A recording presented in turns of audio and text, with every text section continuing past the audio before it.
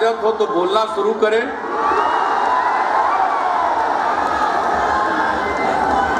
स्वाभिमान रैली की अध्यक्षता कर रहे बिहार प्रदेश जनता दल यू के अध्यक्ष और माननीय सांसद आदरणीय वशिष्ठ भाई, मंच पर विराजमान कांग्रेस की राष्ट्रीय अध्यक्ष आदरणीय सोनिया गांधी जी, राष्ट्रीय जनता दल के राष्ट्रीय अध्यक्ष आदरणीय लालू जी, जनता दल यू के राष्ट्रीय अध्यक्ष आदरणीय शरद जी, समाजवादी पार्टी के नेता और यूपी सरकार के माननीय मंत्री माननीय शिवपाल सिंह यादव जी, बिहार की पूर्व मुख्यमंत्री आदरणीय राबड़ी देवी जी,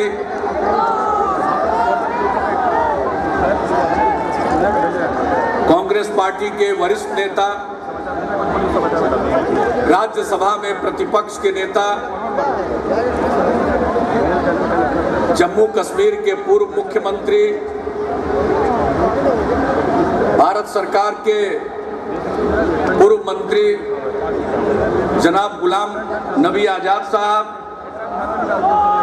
बिहार की बेटी लोकसभा की पूर्व अध्यक्ष आदरणीय मीरा कुमार जी,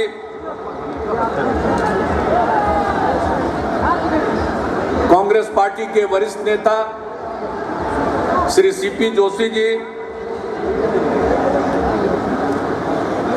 राष्ट्रीय जनता दल के प्रदेश अध्यक्ष श्री रामचंद्र पूर्वे जी, प्रदेश कांग्रेस कमेटी के अध्यक्ष श्री अशोक चौधरी जी, मंच पर विराजमान समाजवादी पार्टी के प्रदेश अध्यक्ष श्री रामचंद्र यादव जी, यहाँ उपस्थित सभी माननीय मंत्रीगण, सांसदगण, विधायकगण, विधान पार्षदगण, महागठबंधन के चारों घटक दलों के यहाँ उपस्थित सभी सम्मानित नेतागण,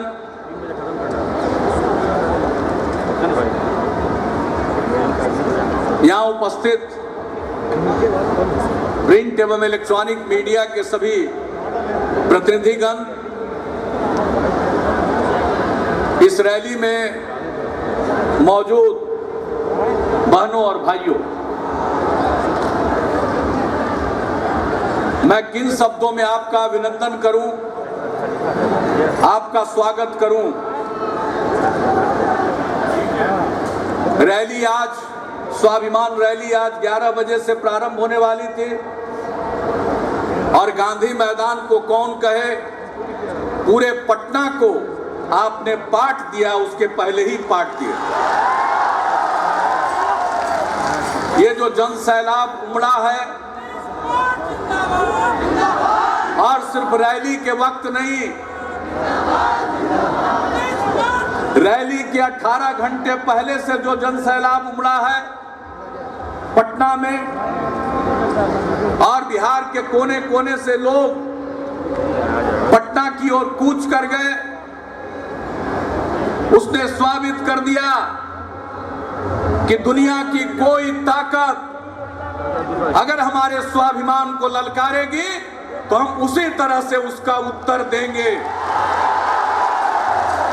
आज ये आपकी हाजिरी, ये आपकी उपस्थिति इस बात का परिचायक है, जनता की शक्ति के सामने कोई कितना शक्तिशाली भी क्यों न हो, वह टिक नहीं सकता है। और आज स्वाभिमान रैली है और आज ही के दिन देश के प्रधानमंत्री को झुकना पड़ा है।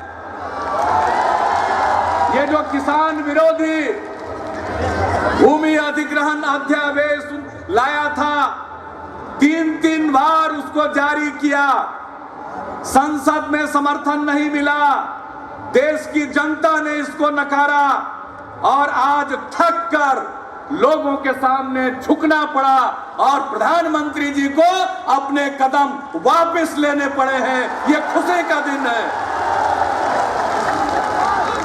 चले थे बिहार को ललकारने, आज घुटना टेकना पड़ा। ये देश के लोगों की सबसे बड़ी जीत है।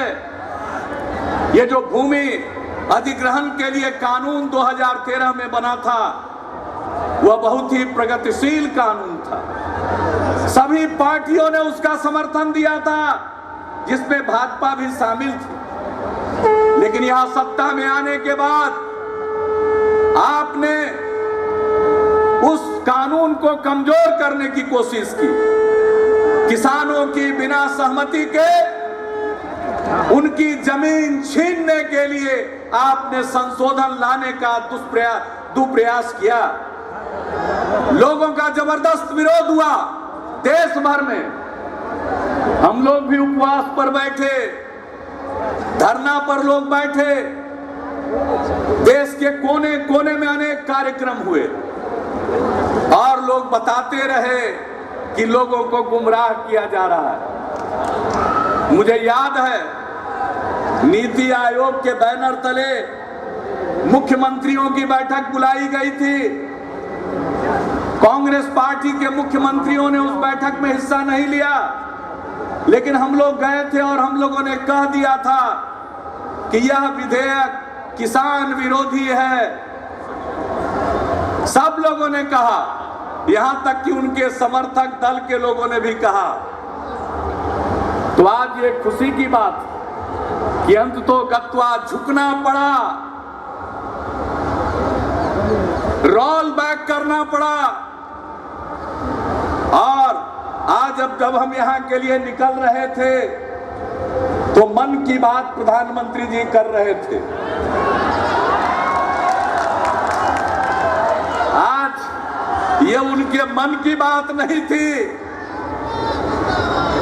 ये देश के जनता की जीत थी और देश के जनता के दिल की बात थी, मन की बात थी, जहां झुकना पड़ा।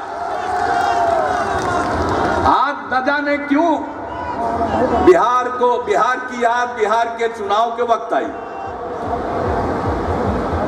बिहार में भी भाजपा को जबरदस्त समर्थन मिला। लोकसभा के चुनाव में बड़े वायदे किए गए थे। क्या हुआ उन वायदों का? 14 महीने तक बिहार नहीं याद आया, बिहार की याद नहीं सताई। 14 महीने के बाद जब चुनाव आ गया तो बिहार की याद आने लगी और कहने लगे कि आपका समर्थन चाहिए। अरे बिहार के लोगों ने तो लोकसभा के चुनाव में झांसे में पड़ के आपका समर्थन कर ही दिया था, तो फिर क्यों समर्थन चाहिए? जो जो वायदे किए, कोई वायदा पूरा नहीं हुआ। सब लोगों ने चर्चा की, काला धन वापस लाएंगे, हर गरीब को मुफ्त में 15 से 20 लाख रुपए यूं ही मिल जाएंगे। लोगों के मन में लड्डू फूटने लगे। क्या फर्क पड़ता है, एक बार फूल का ही बटन दबा दो, 15-20 लाख रुपया तो मिल जाएगा। मिली एक पाई नहीं। सरकारी कर्मचारियों को भी फुसलाया गया, कहा गया कि आप सरकारी सेवक हैं, जो काला धन आएगा उसका भी 5-10% आप लोगों को दे देंगे। हर सरकारी कर्मचारी, चाहे पैरा मिलिट्री फोर्स का हो, राज्य में नौकरी करता हो, सब झांसे में आ गए, सब झांसे में आ गए। चारों तरफ से वोट मिल गया, वोट लिया, भूल गए। और उसके बाद एक दिन मन की बात, और इनके पार्टी के राष्ट्रीय अध्यक्ष राजनाथ सिंह जी क्या बोलते थे, 100 दिन के अंदर जो विदेश में पड़ा हुआ है काला धन देश में आएगा। 15 महीना बीत गया। ठीक कहा मैडम सोनिया जी ने, अपने कार्यकाल का 1/4 हिस्सा समाप्त कर चुके, एक वायदे को नहीं निभाया। चारों तरफ युवाओं में आकर्षण पैदा हुआ, नौकरी मिलेगी। क्या हुआ? नौकरी मिली? कहे 1 करोड़ 2 करोड़ युवाओं को हर साल नौकरी मिलेगी, सरकारी क्षेत्र में और निजी क्षेत्र में मिलाकर। पता है, सरकारी आंकड़ों के मुताबिक 2,83,000 जी रोजगार पैदा हो सके। जो वादा किया उसका 1%। अब आप कल्पना करिए, जब चारों तरफ हंगामा होने लगा, बीजेपी के लोगों से, बीजेपी के नेताओं से लोग पूछने लगे, काला धन कब दीजिएगा? नगद दीजिएगा कि चेक से दीजिएगा कि जनधन खाता खुला है उसे अकाउंट में डालिएगा? जनधन खाता 17.5 करोड़ से भी ज्यादा खाता खुल गया। खूब ढिंडोरा पीटा जा रहा है और मालूम है आधे से ज्यादा खाते निष्क्रिय हैं। ये हालत है। क्या वायदे किए जाते हैं? अरे भाई, जनधन खाता खुलवा दिए थे, कहा था कि हर गरीब को 15 से 20 लाख मुफ्त में यूं ही मिल जाएंगे। माना सब पैसा वापस लाने में समय लगता, लेकिन बोहनी तो कर देते। मत देते 15-20 लाख, 15-20 हजार रुपया ही सब खाता में डलवा करके बोहनी तो कर देते, तब लोग आपके वायदों पर यकीन भी करते। अब कौन यकीन करे आपके वायदों पर? आपके राष्ट्रीय अध्यक्ष ने कह दिया वह तो जुमला था, चुनाव में कहिए ये करेंगे वो करेंगे और चुनाव के बाद कहिए जुमला था। तो बिहार को 1,25 लाख का पैकेज, मैंने इसका खुलासा कर दिया। 1,25 लाख में से 1,08 लाख पुराना है और स्कीम वाइज हमने बता दिया कब इसकी मंजूरी हुई। 87% पुराना, रीपैकेजिंग कर रहे हैं, कह रहे हैं पैकेज दे रहे हैं, बाद में कहेंगे ये भी जुमला था। आजकल नाम लेते हैं, प्रधानमंत्री पद की गरिमा के अनुरूप नहीं है। मेरे डीएनए को गड़बड़ कहा। मैं कौन हूं? मैं आपका हूं, आपका प्रतिनिधित्व करता हूं। कहा डीएनए गड़बड़ है।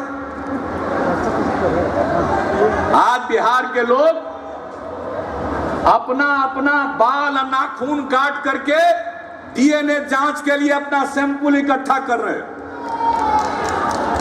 और हमको बताया है कि कल से प्रधानमंत्री जी के कार्यालय में डीएनए टेस्ट के लिए सैंपल भेजा जाना शुरू हो जाएगा कि जांच करा दीजिए। हमारा डीएनए गड़बड़ है, गड़बड़ है डीएनए। अरे जो बिहार का इतिहास है वो सिर्फ देश का इतिहास नहीं है, कई मायनों में मानव सभ्यता का इतिहास है और हमारा डीएनए गड़बड़। भगवान बुद्ध को ज्ञान प्राप्त कराने वाली धरती, भगवान महावीर की धरती, किनकी धरती? गुरु गोविंद सिंह का जन्म स्थान। चाणक्य ने यहां से अर्थशास्त्र लिखा, आर्यभट्ट ने खगोल विद्या की रचना की, दुनिया को सुनने दिया। ये वो बिहार है और इसका डीएनए खराब, डीएनए खराब। हमारा डीएनए वही है जो हर बिहारी का डीएनए है, हमारा कोई अलग से डीएनए नहीं है। ये वही बिहार है जब यूरोप के लोग जंगलों में भटक रहे थे, दुनिया के लोग नालंदा में ज्ञान प्राप्त करने के लिए आ रहे थे। नालंदा विश्वविद्यालय, विक्रमशिला विश्वविद्यालय यही था। हमारा डीएनए गड़बड़। दुनिया को ज्ञान देने वाली जगह में पैदा हुआ व्यक्ति का डीएनए गड़बड़ है। इस प्रकार की भाषा चंद्रगुप्त मौर्य उन्होंने यहीं से शासन किया। सम्राट अशोक यहीं के थे। आज जो देश के तिरंगा में चक्र है वो किसका है? इसी पाटलिपुत्र से निकला था। और कहते हो मेरा डीएनए खराब है। अरे मेरा डीएनए तो वही है जो बिहार की माटी का है। वीर कुंवर सिंह की धरती। बापू ने चंपारण सत्याग्रह का नेतृत्व किया। आजादी की लड़ाई एक जन आंदोलन में परिणत हुई। यहीं के राजेंद्र बाबू, यहीं के बाबू जगजीवन राम, यहां के जेपी ने जो 1942 के क्रांति के नायक थे, भारत छोड़ो आंदोलन के बाद बापू समेत तमाम कांग्रेस के शीर्ष नेता जेलों में बंद कर दिए गए थे। जेपी जेल तोड़कर बाहर निकले और लोहिया जी और अन्य अपने साथियों के साथ मिलकर भूमिगत आंदोलन चलाया, भारत छोड़ो आंदोलन।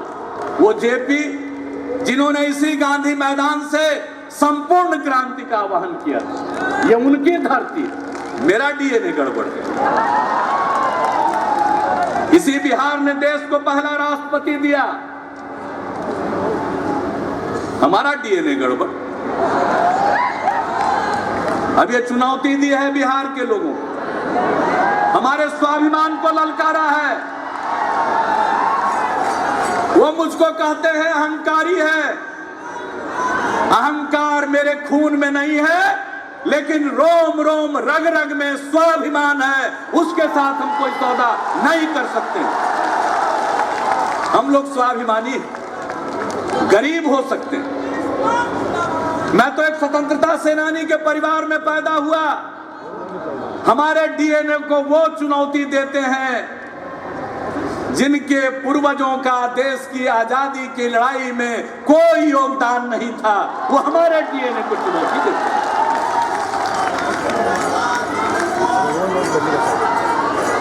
हम लोगों ने, लालू जी भी यहां बैठे हैं, शरद जी भी बैठे हैं, हम लोगों ने जेपी के चरणों में बैठकर लोकतंत्र का पाठ सीखा है और कहते हो तुम्हारा डीएनए गड़बड़ है। जो मन में आए बोलेंगे। ये लालू जी को देखते ही कहते जंगल राज आएगा, जंगल राज आएगा। और राष्ट्रीय जनता दल का नामकरण करते हैं, रोजाना जंगल राज का डर। जनता दलियों को बात का नामकरण करते हैं, जनता का दमन और उत्पीड़न। मैं उनको बताना चाहता हूं किस आधार पर कह रहे हो जंगल राज? आज बिहार में कानून का राज है और जब कानून का पालन किया जाता है तो बीजेपी के दफ्तर में तीनों पार्टी के प्रदेश अध्यक्ष बैठकर ऐलान करते हैं मेरा छाती तोड़ देंगे। मुख्यमंत्री के छाती को तोड़ने की धमकी देते हैं बीजेपी के दफ्तर में प्रेस कॉन्फ्रेंस करके।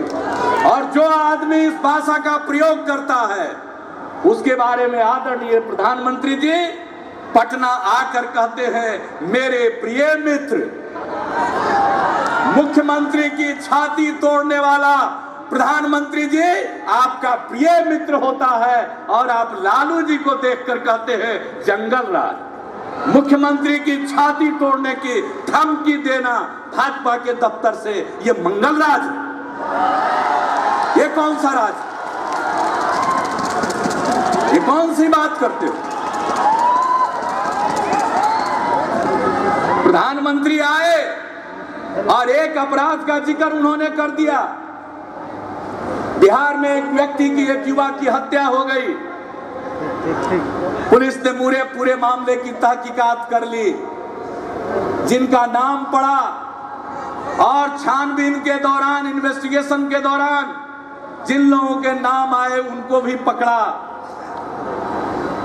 और जो बात उभर कर सामने आ रही है, भाई हत्या हुई, हत्यारे पकड़े जाते हैं, लेकिन जरा ठीक से प्रधानमंत्री जी जान लीजिए, जिनकी हत्या होती है और जो हत्या की साजिश रचते हैं, जरा ठीक से पता लगा लीजिएगा, दोनों आप ही के लोग थे। हम पर आरोप लगाते, अरे कानून का राज, ये बात करते हैं। हमारे यहां अपराध की संख्या बढ़ रही है। आए दिन दिल्ली से जितने मंत्री हैं सब पटना चले आते।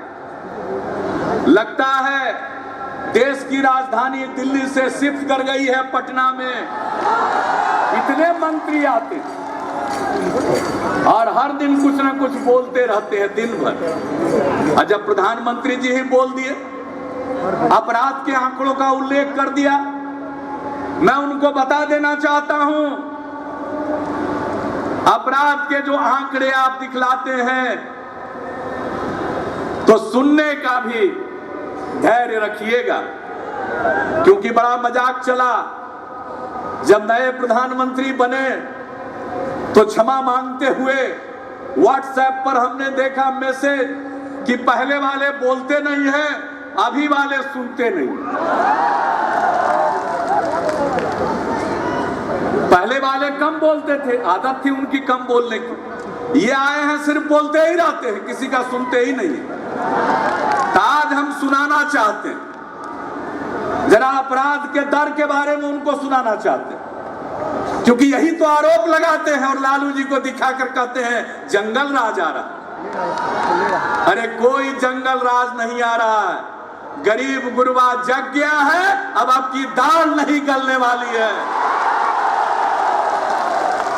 मैं मुख्यमंत्री हूं, आज हमारी सरकार चल रही है आरजेडी और कांग्रेस पार्टी के समर्थन के बदौलत। आज तक एक भी काम लालू जी ने नहीं कहा है कि फला अपराधी को छोड़ दो और ये गैर कानूनी काम कर दो। जब उन्होंने किसी को कानून के खिलाफ कोई सिफारिश ही नहीं की, तो इस प्रकार का आरोप लगाना, इससे बढ़कर के कोई दूसरी बेईमानी नहीं हो सकती है। मैं पूरी जवाबदेही के साथ कह रहा हूं इस बात को। मेरा तजुर्बा है, इसलिए बिहार की जनता चैन से रहे, निश्चिंत रहे। जंगल राज आ गया। कौन आदमी जिस समय जरूरत पड़ती है घर से बाहर काम के लिए नहीं निकल रहा है, महिलाएं शाम में नहीं निकल रही हैं, है कोई ऐसा उदाहरण? कोई उदाहरण नहीं। लेकिन एक झूठ का प्रचार, ये सब हिटलर के प्रचार मंत्री गोएबल्स के अनुयायी हैं, जिसका सिद्धांत था एक झूठ को बार बार दोहराओ, सच का रूप धारण कर लेगा। रोज झूठ बोल रहे, अपराध बढ़ रहा, अपराध बढ़ रहा। अरे कहां बढ़ रहा है अपराध? अपराध तो सब जगह होते, लेकिन अपराध कहां ज्यादा कहां कम हो रहे हैं, इसको मापने का कोई मापदंड होगा। 1 लाख की आबादी पर 1 लाख की आबादी पर कितने अपराध हो रहे हैं देश भर में औसतन, दूसरे राज्यों में और बिहार में कितने?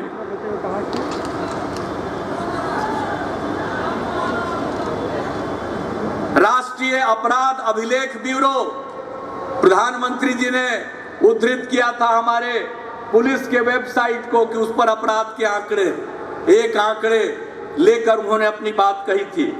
मैं भारत सरकार का जो राष्ट्रीय अपराध अभिलेख ब्यूरो है 2014 के जो आंकड़े प्रकाशित हैं, जिसमें कुल संज्ञेय अपराधों का राष्ट्रीय औसत दर यानी कुल संज्ञेय अपराध प्रति लाख जनसंख्या 229.2 है। दिल्ली में राष्ट्रीय औसत 229, दिल्ली में 767। दिल्ली की पुलिस किनके हाथ में? केंद्र सरकार के हाथ में। तो दिल्ली का हाल ले लीजिए, नाक के नीचे 56 इंच का, नाक के नीचे दिल्ली में अपराध का दर है 767.4। मध्य प्रदेश व्यापम वाला प्रदेश 358.8, हरियाणा 298.2, छत्तीसगढ़ 229.7, गुजरात अपना वाला जो मॉडल देश में है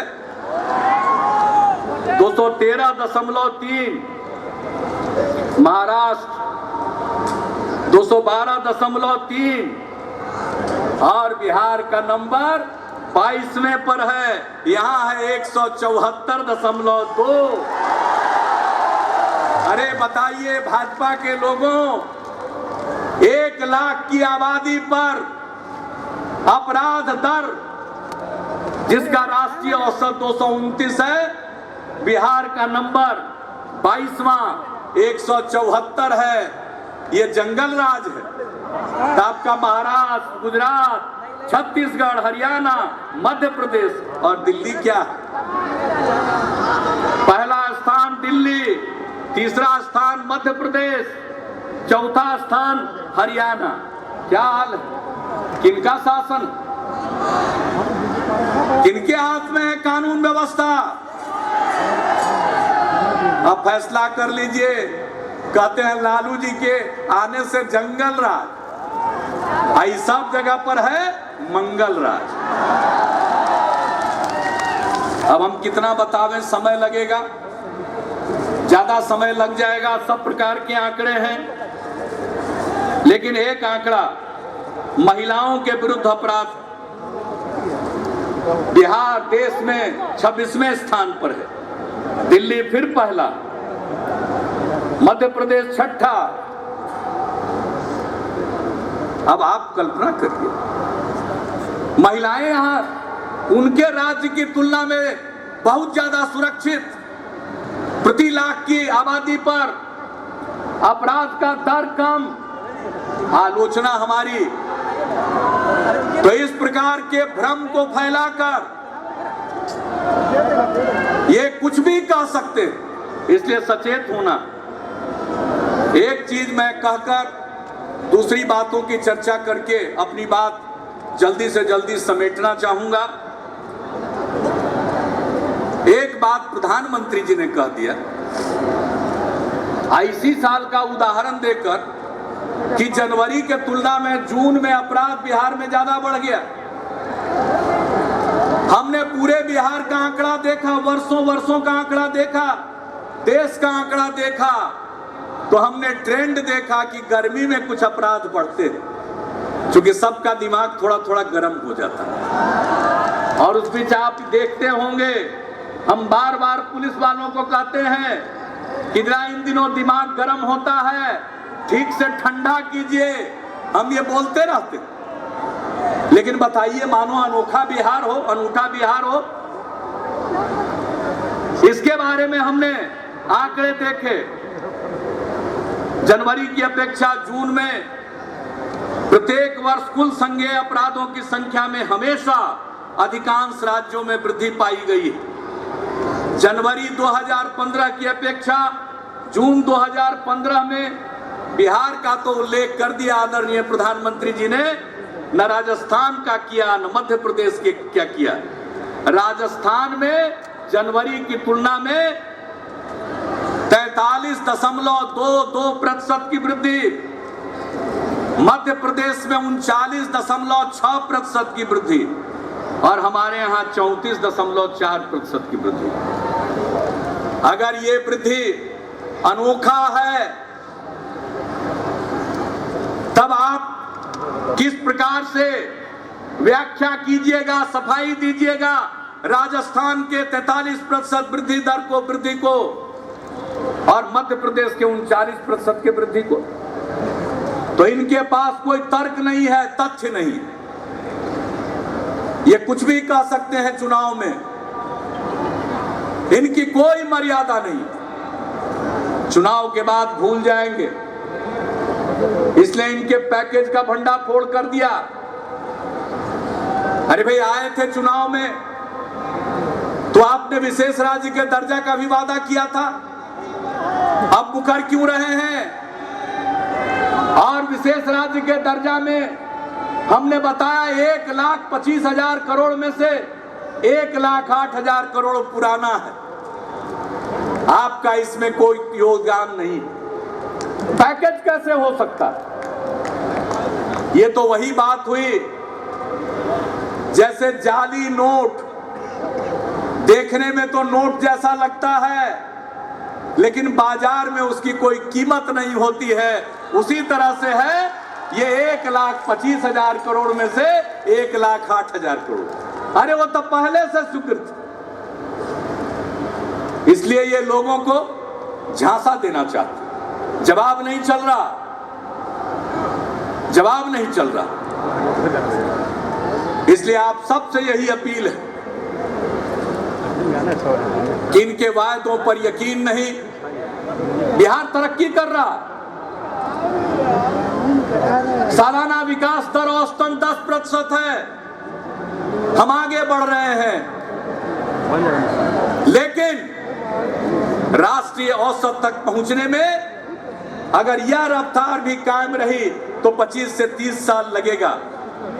इसलिए लंबी छलांग लगाने के लिए हमें चाहिए विशेष राज्य का दर्जा, ताकि यहाँ निवेशकों को अनेक वर्षों तक कोई टैक्स न लगे, लोग पूंजी लगाएंगे, कल कारखाने खुलेंगे, और जब कल कारखाने खुलेंगे तो हमारे युवाओं को काम मिलेगा, उनको दूसरी जगह काम की तलाश में जाना नहीं पड़ेगा।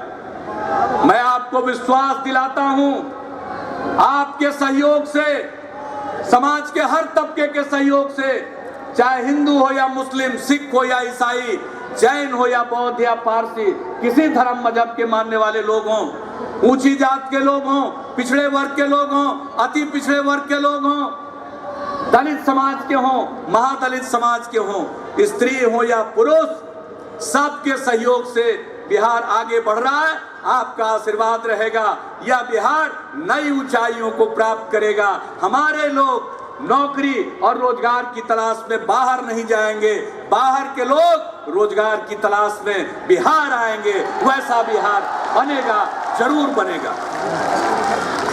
और इसलिए हमने कहा है कि जो काम चल रहा है, चाहे कृषि रोड मैप का हो, कौशल विकास का हो, मिशन मानव विकास का हो, चाहे बुनियादी ढांचे के विकास का हो, बिजली हो, सड़क हो, पानी हो, स्वास्थ्य हो, शिक्षा हो, जो काम चल रहे हैं वो चलते रहेंगे। उसके अलावे हमने तय किया है कि उसके अलावे जो हम काम कर रहे हैं, हर लड़के को जो 12वीं कक्षा के बाद पढ़ना चाहेगा उसको स्टूडेंट क्रेडिट कार्ड मिलेगा, किसी बैंक से 4 लाख रुपए तक का ऋण ले सकता है आगे की पढ़ाई के लिए।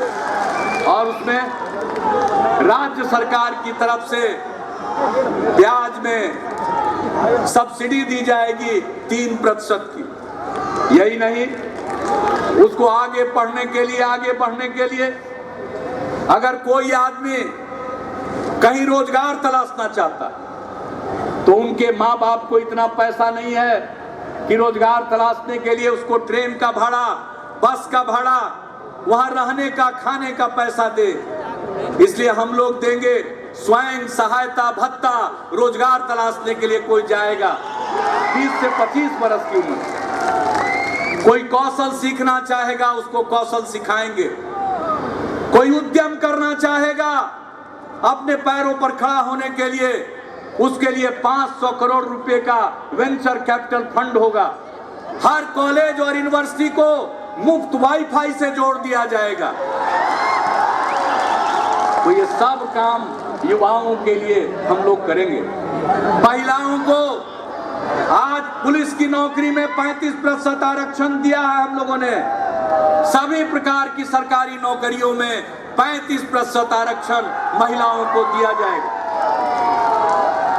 आज हर घर को नल का पानी मयस्सर नहीं है। बिहार में 4% लोगों को नल का पानी मयस्सर है। यकीन मानिए, मौका दीजिए, अगले 5 साल में बिहार के हर घर में नल का पानी पहुंचा देंगे। 2016 तक बिहार के हर गांव और बसावट में बिजली पहुंच जाएगी। लेकिन उसके बाद सरकार के खर्चे से हर घर को बिजली का कनेक्शन हम लोग दे देंगे, ताकि हर घर रोशन हो, चाहे बिजली हो। आज गांव तक सड़क बन रही है, लेकिन गांव की गलियों में कीचड़ है, गांव में नाली नहीं है। यकीन मानिए, हर बसावट में पक्की गली और नाली का निर्माण हम लोग करा देंगे, ताकि जैसे बाहर से आके गांव तक आपका पैर गंदा नहीं होता है, घर के दरवाजे तक उसी प्रकार से पहुंच जाइए। और यही नहीं, लोगों के पढ़ने के लिए और नए institute, medical college, engineering college, nursing college, nursing school, polytechnic, सब तरह का पैरामेडिक इंस्टीट्यूट, ITI सब खोले जाएंगे, ताकि कोई जो करना चाहे अपनी मर्जी के मुताबिक वो काम करे। और जो काम चल रहा है उसके अलावे 5 साल में ये काम करेंगे। अनुमान लगाया है 2,70,000 करोड़ रुपए खर्च आएंगे। खर्च का इंतजाम होगा। कह रहे पैसा कहां से आएगा? अरे मन और इरादा अगर मजबूत होता है तो पैसे का भी प्रबंध होता है। बिहार आगे बढ़ रहा है, हमारी अपनी आमदनी बढ़ रही है, हमारी कर्ज लेने की सीमा बढ़ रही है, सब कुछ हो रहा, हमारा अपना रिसोर्सेज बढ़ रहा। हम ये सब काम हम लोग करेंगे। और हम लोग जो कहते हैं उसको करते हैं। उनकी तरह नहीं कि जो कह दिया मुकर गए, बाद में उसको जुमला घोषित कर दिया। ये हमारी आदत नहीं है। जान चली जाए उसकी परवाह नहीं, लेकिन वचन फेल नहीं करना चाहिए, वचन भंग नहीं होना चाहिए। ये हमारा संकल्प। इन लोगों को गुस्सा आता है, गुस्सा कीजिए, जितना मर्जी उतना गुस्सा कीजिए। हमको गुस्सा नहीं आता है। हम तो काम में यकीन करते हैं और काम करते रहेंगे। हमारा DNA काम करने वाला है, जुबान चलाने वाला नहीं है। हम तो काम करते हैं, काम करने में यकीन है। आपका आशीर्वाद, आपका सहयोग, आपका समर्थन चाहिए, सबका प्यार चाहिए। हम लोग मिलजुल कर महागठबंधन की सरकार बनाएंगे, बिहार को नई ऊंचाइयों पर पहुंचाएंगे। बिहारी कहलाना कभी भी अपमान नहीं, बिहारी कहलाना शान का विषय होगा। उस प्रकार का बिहार बन रहा है, आगे बनेगा। इन्हीं शब्दों के साथ आप सबका एक बार फिर अभिनंदन। आप सबको बहुत बहुत धन्यवाद, जो इतनी भारी संख्या में आप उमड़कर यहाँ पर आए हैं। इसी तेवर को बनाए रखिएगा। और एक बात हम आखिर में कह देना चाहते हैं कि अब इनको भी मालूम हो गया कि अब इनकी दाल नहीं गलेगी प्रचार से, इसलिए अब गंभीरता पूर्वक सोच रहे हैं कि झगड़ा कराओ मजहब के आधार पर, जात के आधार पर। मैं एक ही बात कहूंगा, ये छोटी छोटी जगहों पर झगड़ा कराएंगे, समाज में विद्वेष फैलाएंगे। आप संकल्प ले लीजिए कि इनके बहकावे में नहीं आएंगे, एकजुट रहेंगे, समाज में सद्भाव बनाकर रखेंगे, एकता और भाईचारा बनाकर रखेंगे। अगर प्रेम, सद्भाव, भाईचारा का माहौल बना रहा तो इनकी दाल नहीं गलेगी। इनका हश्र वही होगा जो दिल्ली में हुआ था। तो ये संकल्प लेते हैं कि नहीं? किसी भी तरह से कोई झगड़ा होने नहीं देंगे, जान की बाजी लगा देंगे, लेकिन प्रेम और सद्भाव के माहौल को बरकरार रखेंगे। आप सहमत हैं? दोनों हाथ उठाकर संकल्प लीजिए। आपने ये संकल्प दोनों हाथ उठाकर ले लिया, बड़ी सभा में ले लिया। इसको याद रखिएगा। आप अगर इस पर कायम रहे तो बिहार को लोग अपनी मर्जी से नहीं ढाल सकते हैं। बिहार का अपना मिजाज है। बिहार आगे बढ़ रहा बिहारियों के बल पर। दूसरे की कृपा और मेहरबानी पर बिहार आगे नहीं बढ़ रहा। हम आगे बढ़ेंगे, अपने बलबूते पर बढ़ेंगे, तरक्की करेंगे और देश की प्रगति में अपना योगदान देंगे। इन्हीं शब्दों के साथ आप सबको बहुत बहुत धन्यवाद। और यहाँ पर सब माननीय सोनिया जी आई, सभी नेता आए, उन सब लोगों का मैं अभिनंदन करता हूँ और अपनी बात यही समाप्त करता हूँ। बहुत बहुत धन्यवाद।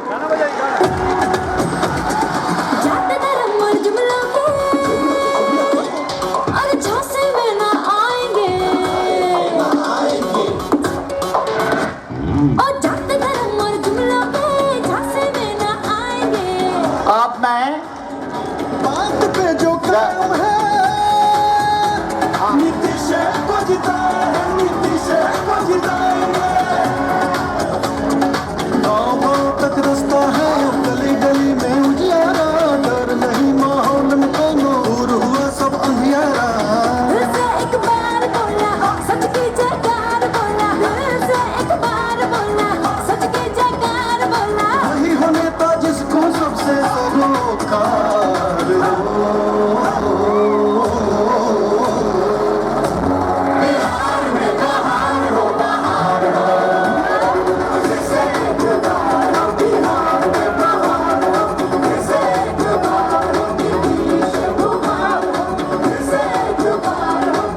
डालना है, भूलना मत। इतिहास का बिहार का चुनाव आने वाले रास्ते को तय करेगा कि देश किस राह और रास्ते पर जाएगा। ये लोग ये जान लीजिए कि अभी जो भाषण सब लोग कर रहे हैं, मैं उसको नहीं दोहराता। आपने बहुत विस्तार से सबकी बात सुन लिया। एक बात जान लीजिए कि इस देश में झूठ की खेती ऐसी पार्टी कोई दूसरी है नहीं। यहाँ जो आप सुन रहे हो, याद रखना, घर जाओगे और चुनाव में 2 महीने इतने तरह की झूठ और अफवाह फैलेगी कि आप खुद अंदाज नहीं करोगे। ये सारे वादे इन्होंने 2014 में किए थे, जिस पर सोनिया जी ने कहा, भाई नीतीश कुमार जी ने कहा, सारे वक्ता ने बोला। वो जो ना चुनाव है, उस चुनाव के सारे वादों को मैं नहीं दोहराऊंगा।